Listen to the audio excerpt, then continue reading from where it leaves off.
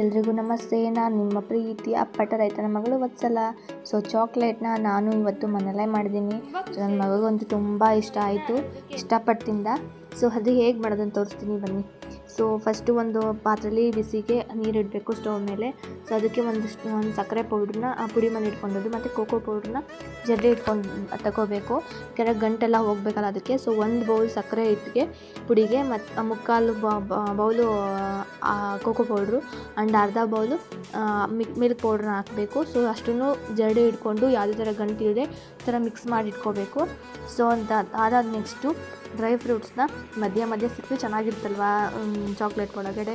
So ಅದಕ್ಕಂತ ಚಿಕ್ಕದಾಗಿ ಬಾದಾಮಿ ಮತ್ತು ಗೋಡಂಬಿನ ಎರಡನ್ನ ತಗೊಂಡಿದ್ದು.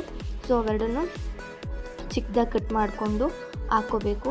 ಚಿಕ್ಕದಾಗಿ ಮಧ್ಯ ಸಿಕ್ಕರೆ ಟೇಸ್ಟ್ ಚೆನ್ನಾಗಿರುತ್ತೆ. ಅಂದರೆ ಬರೀ ಕರ್ಗೋಗೋದಕ್ಕಿಂತನೂ ಮತ್ತು ಸ್ವಲ್ಪ ಅಗಿತಾ ಇದ್ರೆ ಚೆನ್ನಾಗಿರುತ್ತೆ ಅಂತ ಅದನ್ನು ಪುಟ್ಟ ಹಣೆಗೆ ಕಟ್ ಮಾಡಿಕೊಂಡು ಎತ್ತಿಟ್ಕೊಂಡಿದ್ದೆ. ಸೊ ಅದನ್ನು ನಾವು ಏನು ಬೀಟ್ ಮಾಡ್ತೀವೋ ಒಲೆ ಮೇಲೆ, ಸೊ ಅವಾಗ ಹಾಕಿದ್ರೂ ಆಗುತ್ತೆ ಅಥವಾ ಮೌಲ್ಡಲ್ಲಿ ಹಾಕುವಾಗ ಆದರೂ ಆಗುತ್ತೆ. ಸೊ ನಂದು ನೀರು ಕಾಯ್ದಿತ್ತು. ಸೊ ಅದು ಕುದಿಯುವಾಗ ಹಾಕಬೇಕು ಪಾತ್ರೆ, ಅದ್ರೊಳಗೆ ಹಾಕೋಂಗಿಲ್ಲ. ಸೊ ಅದ್ರ ಮೇಲ್ಗಡೆ ಒಂದು ಅಂದರೆ ಏನು ಈಗ ಸ್ಟೀಮಲ್ಲಿ ತೊಗೋತೀವಲ್ಲ ಆ ರೀತಿ ಮೇಲ್ಗಡೆ ಒಂದು ಪಾತ್ರೆ ಇಟ್ಬಿಟ್ಟು ಅದರಲ್ಲಿ ಮಾಡಬೇಕು ಚಾಕ್ಲೇಟ್ ಸಿರಪ್ನ. ಸೊ ಆಮೇಲೆ ಚಾಕ್ಲೇಟ್ ಆಗುತ್ತೆ. ಸೊ ಅಷ್ಟು ಕನ್ಸಿಸ್ಟೆನ್ಸಿ ಪೌಡರ್ಗೆ ನಾನು ಈ ಒಂದು ಬೌಲ್ ಸಕ್ಕರೆ ಹಾಕಿದ್ದೀನಿ. ಒಂದು ಬೌಲ್ ಸಕ್ಕರೆ ಮತ್ತು ಮುಕ್ಕಾಲು ಬೌಲ್ ಕೋಕೋ ಪೌಡ್ರ್ ಆ್ಯಂಡ್ ಕಾಲು ಹಾಲು ಪೌಡ್ರಿಗೆ ಒಂದು ಬೌಲ್ ಸಕ್ಕರೆ ಏನು ಆಯಿಲ್ ಹಾಕಿದ್ರೆ ಸಾಕಾಗುತ್ತೆ. ಸೊ ನಾನಿಲ್ಲಿ ಕೋಕೋನಟ್ ಎಣ್ಣೆನೇ ಬಳಸಿದ್ದೀನಿ. ಸೊ ನಾನು ಮನೇಲಿ ಡೈಲಿ ರೆಗ್ಯುಲರಾಗಿ ಯಾವ್ದು ಬಳಸ್ತೀವೋ ಅದನ್ನೇ ಬಳಸಿದ್ದೀನಿ. ಸೊ ನಿಮ್ಗೆ ಯಾವ್ದಿಷ್ಟ ಆಗುತ್ತೆ ಅದು ಬಳಸ್ಕೋಬೋದು. ಸೊ ಎಣ್ಣೆ ಕಾದಿತ್ತು ಅಂದರೆ ಸ್ವಲ್ಪ ಉಗುರು ಬೆಚ್ಚಗಾದ್ಮೇಲೆ ಅದ್ರ ಮೇಲೆ ಈ ಪೌಡ್ರನ್ನ ಮಿಕ್ಸ್ ಮಾಡಬೇಕು.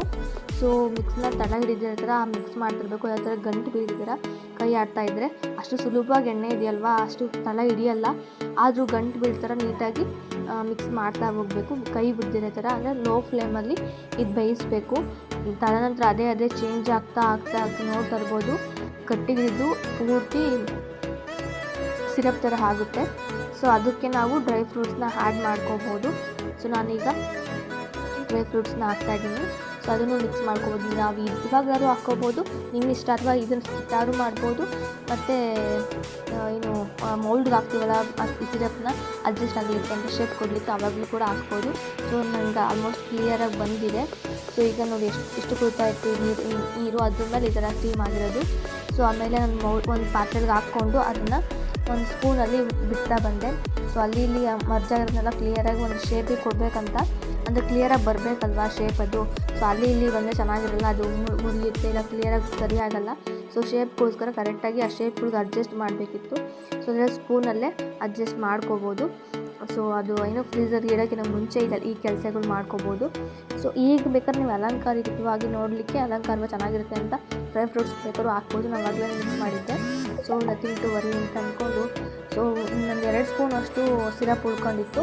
ಸೊ ಅದಕ್ಕೆ ನಾನು ಏನು ಮಾಡಿದೆ ಅಂದರೆ ನನ್ನ ಮಗಳಿಗೂ ಅಷ್ಟೇ ಲಾಲಿಪಾಪ್ ತುಂಬ ಇಷ್ಟ. ಸೊ ಲಾಲಿಪಾಪ್ ಥರ ಬರಲಿ ಅಂತ